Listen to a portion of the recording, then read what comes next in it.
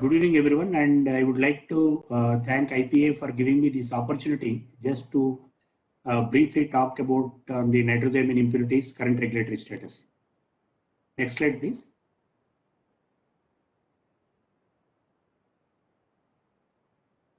So, as far as the current regulatory guidances are, when we look at the guidances, there are 5 major regulatory agencies published the guidances. So, the European Medicines Agency (EMA) has now published their just starting my video, sorry.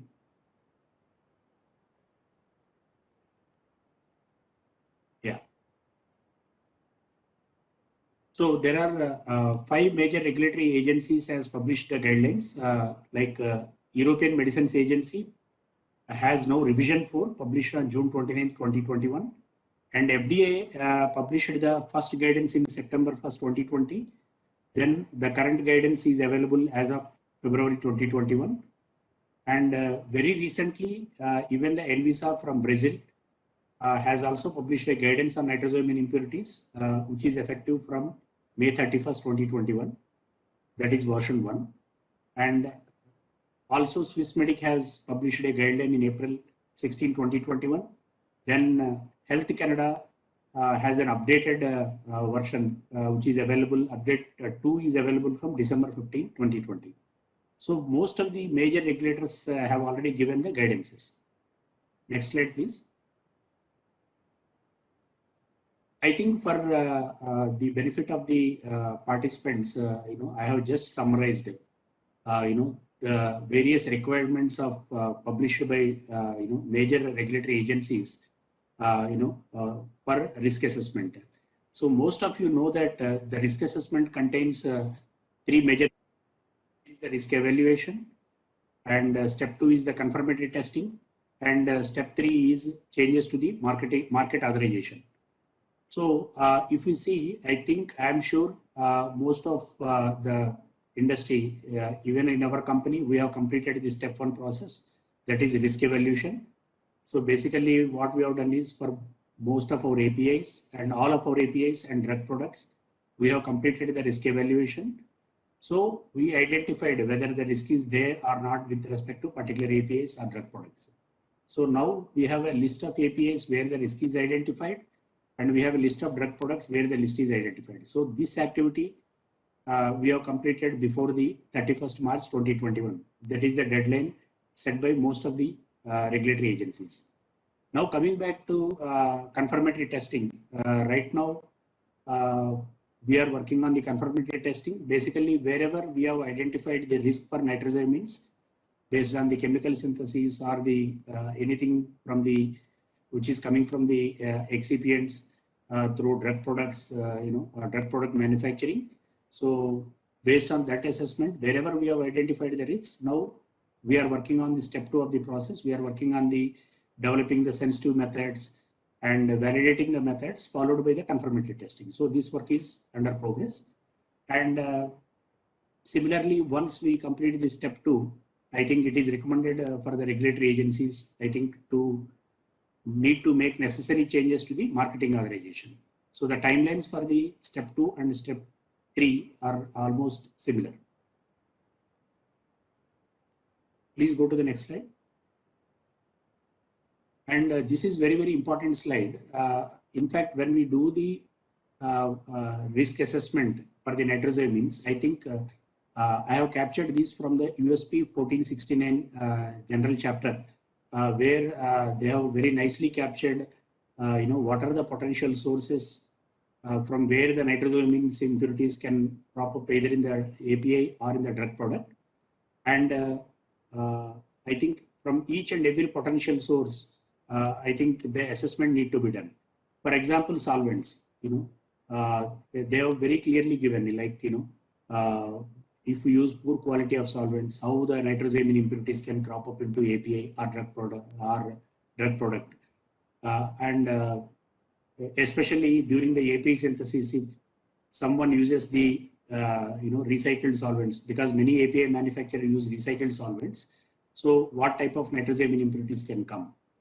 And especially when we have dimethyl formamide as a solvent, for example. When we use recycling, and we use the recycled solvent, we'll have a dimethylamine. There is a potential presence of dimethylamine. So that can potentially react with any nitrosoacetic agent in the synthesis, and it can potentially form a nitrosamine impurity. In the similar way, water, which can be a potential source, where we need to check the presence of residual dialkylamines. Impurities can degrade to form dialkylamines, or presence of acids and nitrosoacetic agents. In the similarly excipients, I think it is very, very important in the raw material or excipients to check for the presence of nitrites, other nitrosoacetic agents, or nitrosamine impurities if applicable. So for the API, in the similar way for the API, use of sodium azide, nitrates in acids, use of trialkylamines, amides in presence of nitrates and acid medium, use of recovered solvents contains nitrosamines or their precursors, which I already talked about it. Then use of sanitized water, which may contain example chloramines, and any insufficient purification can lead to the presence of potential nitrosamines. And sometimes even we identified that degradation of API over a period of time also can potentially produce nitrosamines. For example, if you all remember the ranitidine case, where a lot of market recall happens in the ranitidine, the NDMA impurity, it did not form during the API synthesis, but over a period of stability, this NDMA impurity was increased. So that's where the overall ranitidine has been stopped and a lot of batches have been recalled.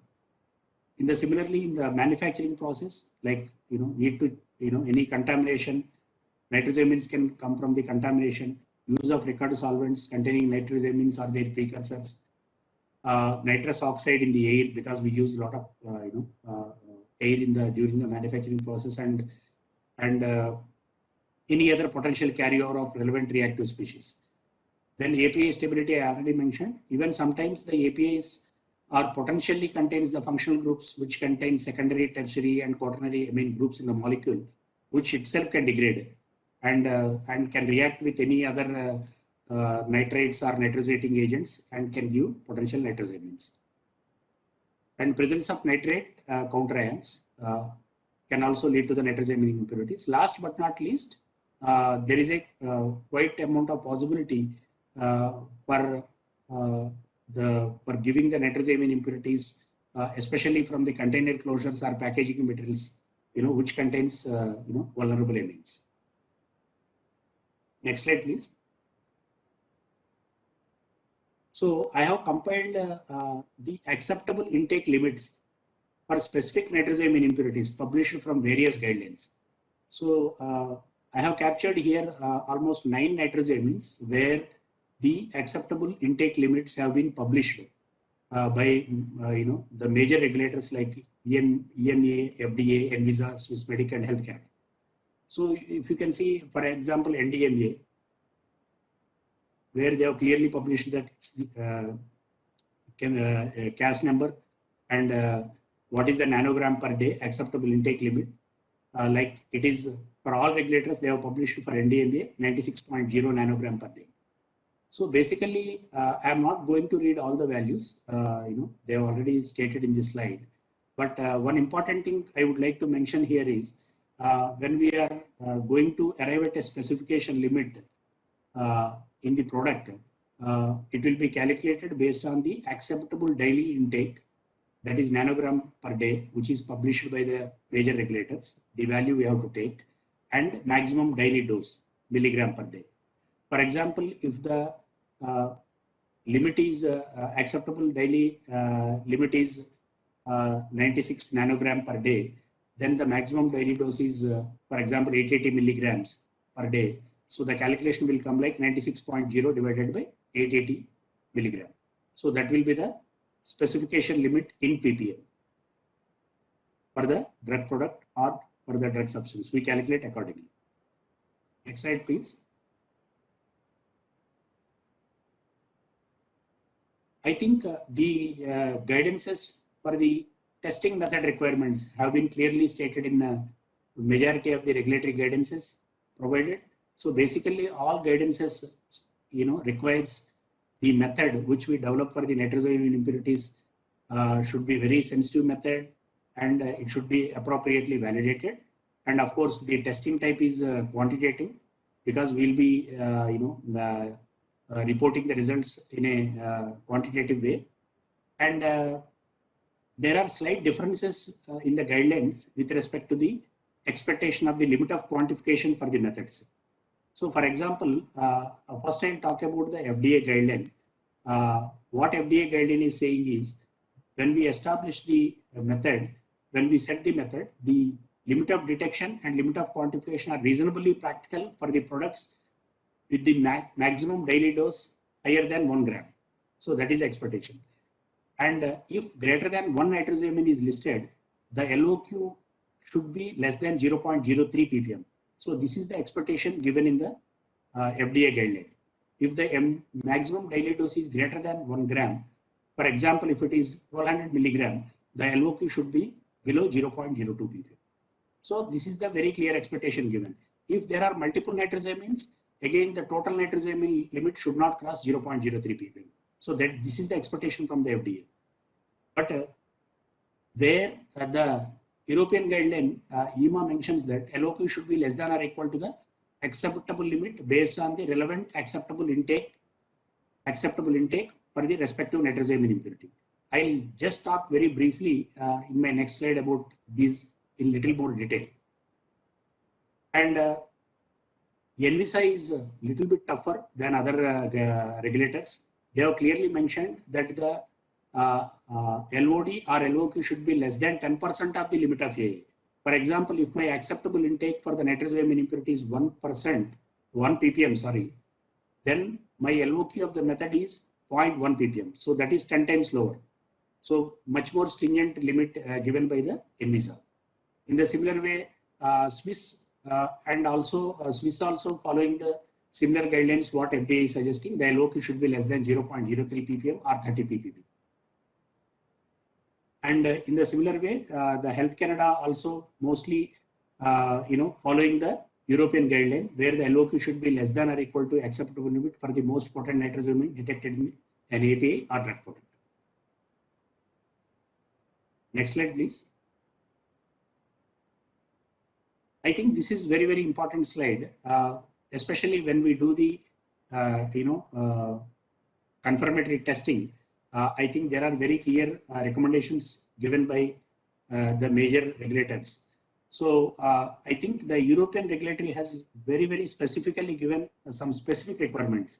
So they have given 3 parts. One is, when we can omit the testing, when we can do the skip testing, and when we have to do the testing in very regular for all the batches. So for example, the LOQ of the analytical method should be employed, should be less than 10% of the acceptable intake limit. So suppose if there is an NDMA where the limit for the drug product is 1 ppm, and if my LOQ is less than, if I could able to develop a method with a sensitive limit of quantification less than 10%, that is 0.1 ppm, then, and if whatever the batches I tested, if all the batches, if the particular nitrosamine impurity is less than 0.1 ppm, I can go for omission. If by any reason I could not achieve the less than 10% of the LOQ with respect to the acceptable limit, specification limit, if I could able to get 30%, for example, if my LOQ is 0.3 ppm, then I need to test at least, there are some recommendations given how many batches we have to test, like annually 10% of the batches should be tested. So as a part of skip testing. And by any challenges, if you could not, if my LOQ is less than or equivalent to acceptable limit based on the relevant acceptable intake limit for the respective nitrosamine impurity, I think the recommendation from the European agencies to test all the batches, 100% of the batches. So in the similar way, as I mentioned for the FDA, they have suggested some alternative approaches when we decide on the omission or skip testing, supported by sufficient process understanding and evidence on the adequate statistical control and need to submit the data to FDA prior to implementation. But for the routine control, if the nitrosamine impurity is detected above the LOQ, FDA is suggesting to go with the routine control. In fact, we have certain cases, certain APIs where we are regularly, all the batches we are testing, for the specified nitrosamine impurities before releasing into the market. In the similar way, Anvisa also mentioned, as I mentioned, they are much tougher to compare to other regulators. They mentioned less than 10% of the AA limit we can omit, and if the results are above 10% of the AA limit, control must be included. So other approaches can be justified not exceeding the limit of 30%. So in a similar way, just you can go through the Swissmedic and Health Canada requirements. Next slide, please. So I think this slide basically talks about when we have already the marketed products. What are the regulatory agencies are saying is,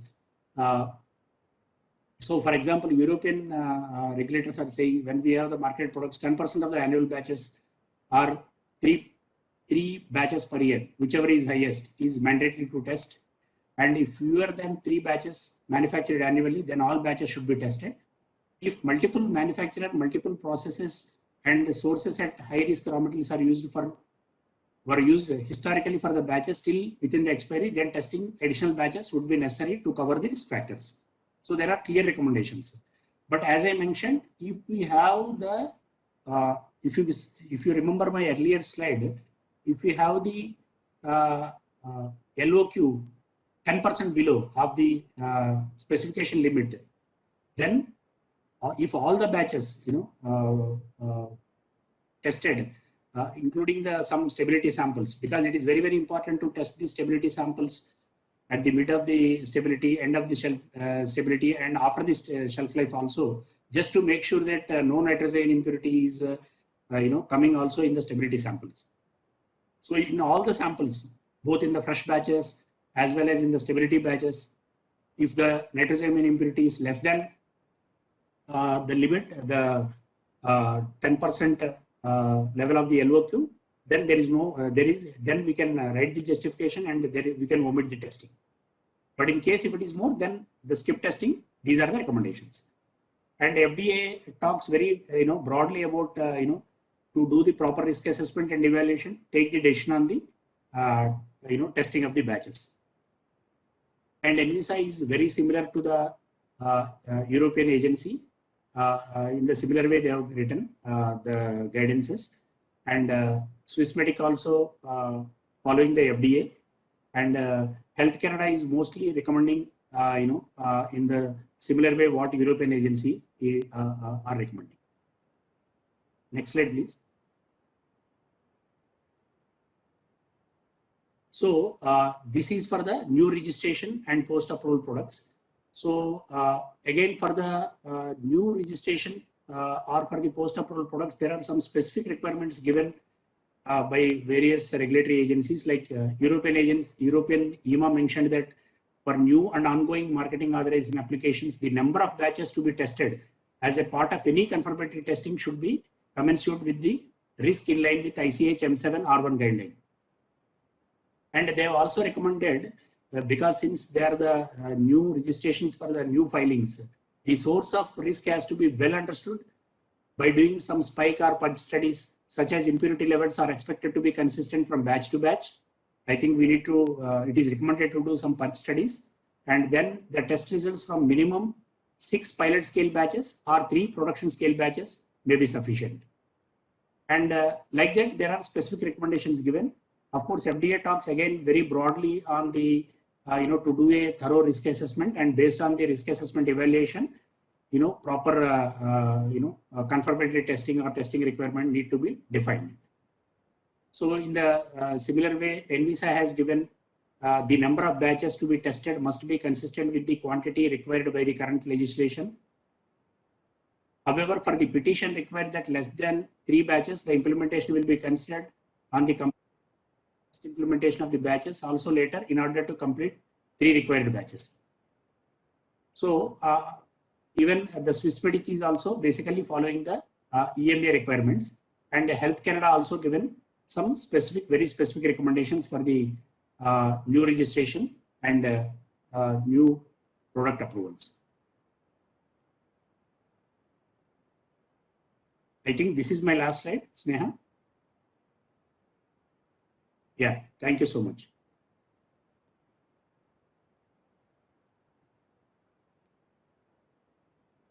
Hi, Dr. Rao. How are you? Good to hear your presentation. It was a very nice presentation, giving the details. You are able to hear me? Yes, yes, sir. Good. I think there are some questions related to the nitrosamine impurities. First question is related to, in your experience, how many products will require the testing percentage-wise? If it is 100% of your products are coming, what percentage will be required to go for the testing fully? Sir, actually, it is based on the risk assessment because, as I mentioned, the step one is to do the risk evaluation. So from the risk evaluation, we'll identify. But according to me, suppose, for example, in our case, which are going for the confirmatory testing is about 30% roughly. Because we do the risk assessment. Like, for example, we have done for 200 products, approximately 60 products are identified with the risk. So once the risk is identified, then we'll start developing the method, sensitive method, with respect to the identified risk nitrosamines. Then we develop the method, validate the method. Then we will see if we, in the confirmatory testing, if whatever the different acceptance criteria I mentioned with respect to various regulatory agencies, if we are well below that limits, we'll go for the omission. If we are above that limits, then we'll go for the routine control. That is the approach we are following. Routine testing is going to put a lot of stress onto the quality instruments and the people and release time, and everything is going to be under stress probably. Yes, yes. With routine testing, if it comes to routine testing. Yes, yes, absolutely. Very specific instruments to do this analysis, not easy. Secondly, you talked about all the countries except India. Is anything being done in India on these lines, on nitrosamine? Right now, there are, to my knowledge, there is no guidance has been published in India on the nitrosamines. But however, like, I think for example, the products like we have the experience with valsartan, some experiences with ranitidine and all. So even for the metformin, I think some companies had issues and recalled. So I think because we use a lot of metformin in India also, so proactively, for example, we have tested the metformin for the nitrosamine impurities. Because a lot of diabetic patients regularly use metformin. So yeah, maybe within short time, Indian FDA will also come with the guidelines on this. Yes, yes. They will come with specific guidances, yes. There is one question from Sunil Patel of Intas Pharma. How can we initially consider the root cause of the presence of nitrosamine impurities? Did you get the question? Yeah. So I understood the question. So basically, as I mentioned, the initial root cause will come to know only from the risk evaluation. So for example, API, the API, the expert scientist, R&D scientist will do the thorough risk assessment. So for example, whether the nitrosamine is possible to come from the, synthetic route, right? Or it is possible to come from the key starting materials or any recycled solvents they are using in the synthesis. So those assessment will be thoroughly done by the R&D scientists for the API. In the similar way, drug product manufacturer also do assessment coming API risk as well as with respect to the excipients and other materials used in the drug product manufacturing, including the equipment, water, all those things. So basically, it comes from the risk assessment, the root cause. There is one more question from the Pankaj Patil of Ajanta Pharma. Can declaration from API manufacturer consider for the evaluation rather than to actual testing? Yes, considered. Only thing is the when API manufacturers will give any risk assessment. Suppose I am buying the API from the manufacturer. I think it is my responsibility to make sure that whatever the evaluation they have given, it is scientifically sound and justifiable. Because tomorrow, if I get any impurity in the drug product, as a drug product manufacturer, I am the answerable. So I can accept the report, but the report should be, because we are also buying a lot of APIs from different companies. So when we get the API assessment report, we'll evaluate thoroughly whether really it is scientific, everything is proper, whether they have done the testing of the batches, confirmatory testing, everything, then only we'll take a call. So don't just accept it, thoroughly review it and accept it. Yeah, that's Review it and make, if it is making scientifically sound, justifiable, then only we'll accept. So no more question, Dr. Rao. Thank you very much for a very informative session again. We are going to have another session on testing now. Next question on the nitrosamine testing. So that will actually complement your whatever you talked about. Thank you very much once again. Thank you so much. Thank you.